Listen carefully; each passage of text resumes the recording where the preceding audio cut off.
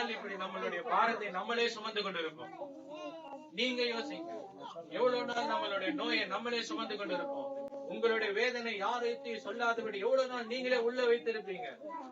வருத்தப்பட்டு பாரம் சுமக்கிறே, என்னிடத்தில் வாருங்கள், நான் உனக்கு இளைப்பாறுதல் தருவேன். I will give you peace, I will give you rest. உங்க பாரத்தை இயேசு மேல வைத்திடுங்க. அவர் உங்களை வாழ வைக்கிற தேவன். படிப்பது உங்களுக்கு ஞானம் தருவார். வேலையில உங்களை சாட்சியாய் நிற்க பண்ணுவார்.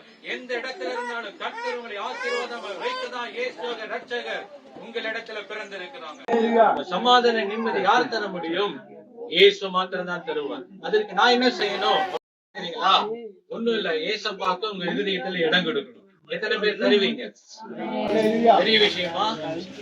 இருதயத்துல இடம் கொடுக்கறதா என்ன? ஒண்ணுமே இல்ல.